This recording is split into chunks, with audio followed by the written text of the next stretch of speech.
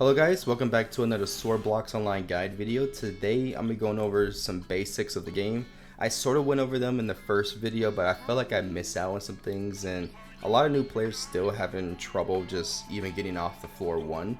So this video is to help out those players who are really new to the game and just don't know where to go or how to leave or where to find weapons.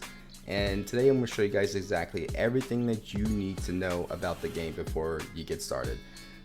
But before we actually get into the video, if you guys please leave a like and subscribe. We're so close to 2,000 subscribers, and that's what I want to get to. That's my goal. So if you guys can help out, it'll be amazing. But yeah, let's go ahead and get right into the video. Alright, so when you guys are first starting off in Blox Online, you'll be on floor 1, and you'll be right in front of this little spawner right here. You see where this beam of light is? That's basically where you'll spawn at. And right here, there is like a beginner's tip wall, but just in case you guys don't, or you're still having trouble and you want to see it in video format, I'll go ahead and show you.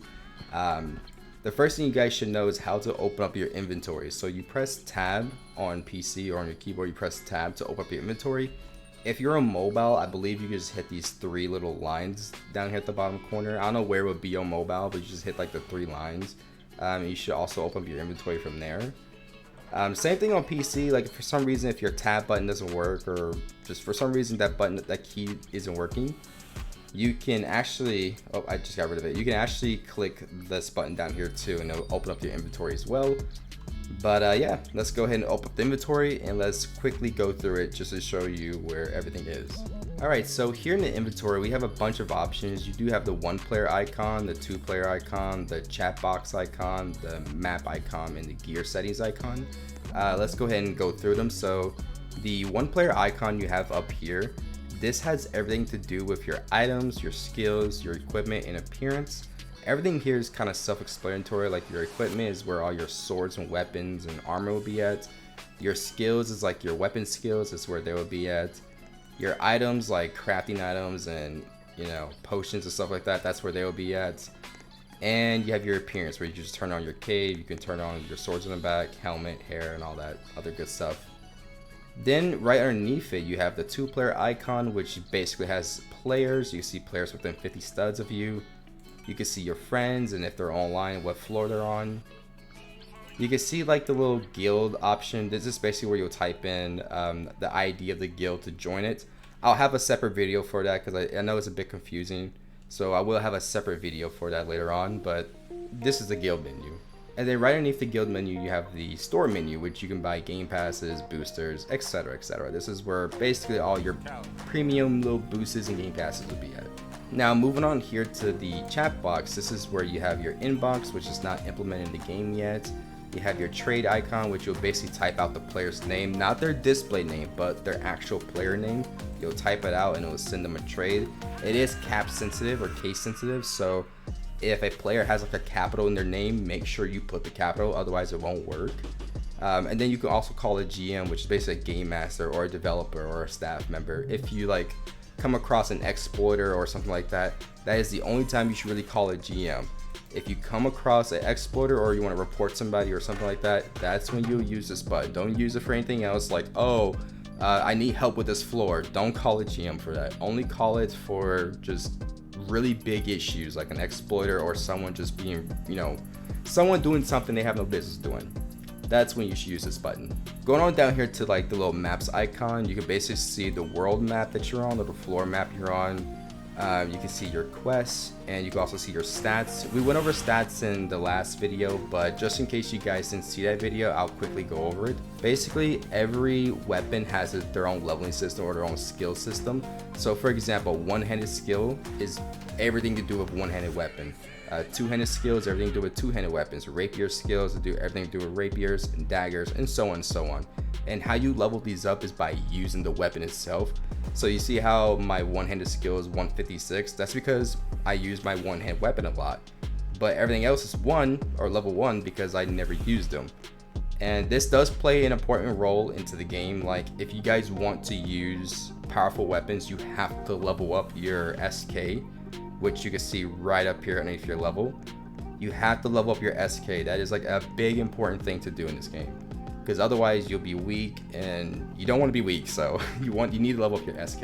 And the last option down here is basically the option menu. You have help. You can click on help just in case you want to read over this and like basically see like the general information of the game. You have options where you can turn on music, turn on passive mode. Passive mode is a Game Pass only item, so if you guys want to turn on passive mode, you have to buy the Game Pass. Passive mode basically makes it so that players can't just attack you and kill you at random. The only floors that this does not work on is floor 6 and floor 13. Those two floors it doesn't work on, but every other floor it does. And it's really useful if you guys want to level up in peace and not have to worry about being player killed. It's really useful for this. And it's worth it in my opinion. Now over here on this side of the menu, we do have like our point balance, we have our stats or our player stats, and this is very important. Basically every single time you level up you get 3 stat points, and you can put them into your stats. If you're a new player, I would highly focus on defense, like really get your defense up there. Look at my stats, right? My strength is at 100, but my defense is at 269. Like I'm really getting my defense up there. I strongly suggest you guys do the same. But yeah, that's everything to do with the menu. Now let's go ahead and actually walk around the floor a little bit, show you guys where everything is, and then I'll show you guys how to leave the floor so you can actually progress and go fight monsters, level up, and you know, basically have fun and enjoy the game.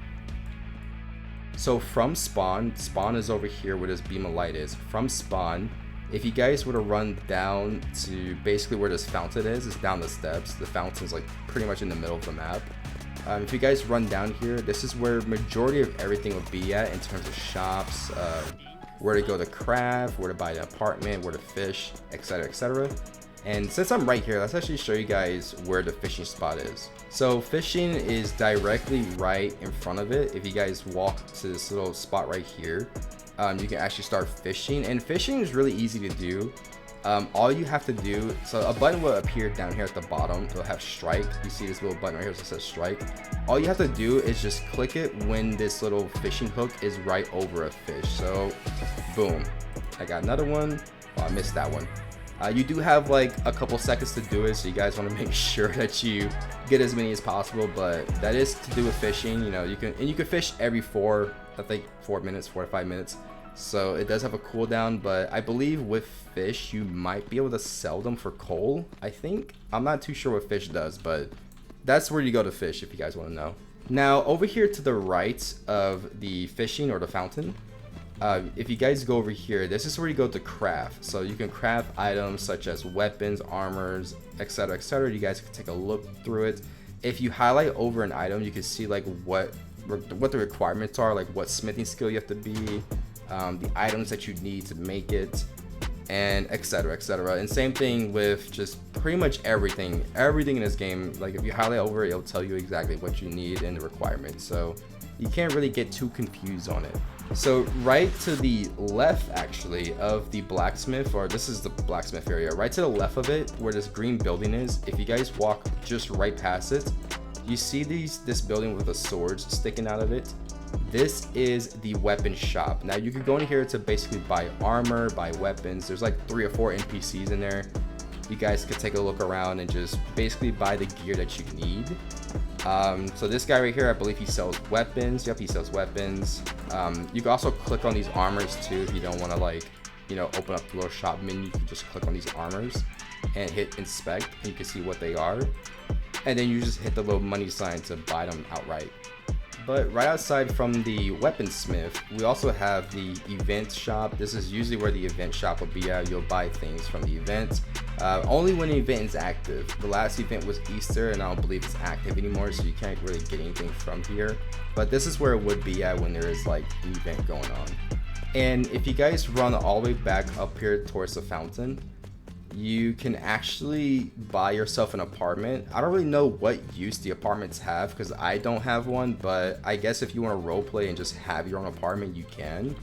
You can also enter other players' apartments too if they allow it, but yeah, that's basically where you can go to buy apartments. And I'll go ahead and show you guys what the apartment looks like. So this is what the apartment looks like. It's very cozy, very small. It's just really here for like role-playing purposes. I believe you can do some stuff in it, I think, but other than that, it's just really here for role-playing purposes. Like you can sit here, have a little private meeting with your friend or with your guild members, and do all kind of cool stuff like that. But yeah, it's really just here for role playing. But yeah, that's basically everything on floor 1. That's where everything is, at least the most important stuff. Later on, like as the game grows bigger and they push out more updates, there probably will be more stuff here, but that's all the basic information you really need, the important stuff that you really need to know. But if you guys head back over here towards the teleporter, this is where you go to leave. Now you can either type it out, you could type like TP2, so basically it'll teleport you to floor 2, or if you guys really want, you can just walk up to this little beam of light and click on one of the floors that you want to go to. Obviously, if you have the floor unlocked, you just click on it and you can go there. And to unlock more floors, you basically have to beat that floor's boss. That's how you unlock more floors and progress to higher floors. You just beat the boss of that floor and then you'll get it. But yeah, that's pretty much everything when it comes to the very basics of the game.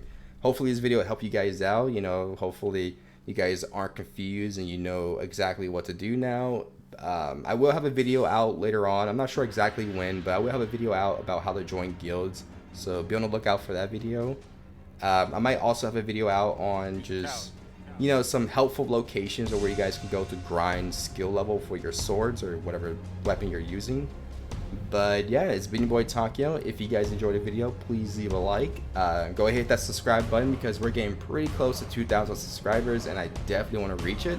So yeah, it'll be a big help. But yeah, I'll see you guys in the next video. Peace out.